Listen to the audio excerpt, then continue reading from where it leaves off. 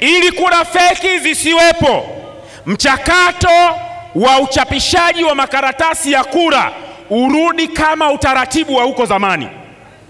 Kabla ya mwaka 2020, utaratibu wa kuchapisha karatasi za kura ulikuwa ni kama ufuatavyo. Kwanza, vyama vyote vya siasa vinatoa uwakilishi.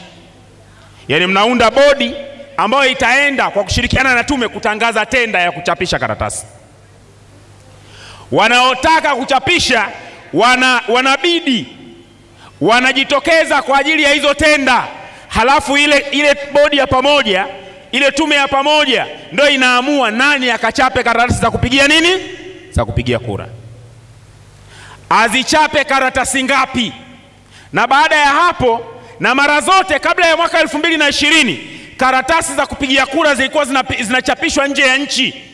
Utaratibu ulikuwa siku zikiingia nchini, wawakilishi wa vyama vya siasa na tume wanaenda kuzipokea kwa pamoja, na utaratibu wa kuzisafirisha ni kwa pamoja, utaratibu wa kufika vituoni na utaratibu wa kupiga kura. Wakati huo wote hakukuwa na karatasi ya kura inayopatikana mtaani.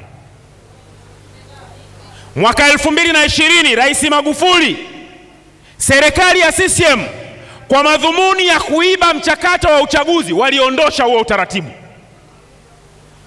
Wakatangaza tenda wenyewe, wakachapisha karatasi wenyewe, wakasafirisha karatasi wenyewe, na wakasambaza kura feki wenyewe hadharani. Leo kama tunataka turudi kwenye utaratibu, ni lazima mchakato wa uchapishaji wa makaratasi ya kupiga kura uhusishe wadau wote, ili usalama wa karatasi za kupiga kura uwe ni jukumu la watu wote, na turejee kwenye zama ambazo karatasi za kura hazikutwi mtaani.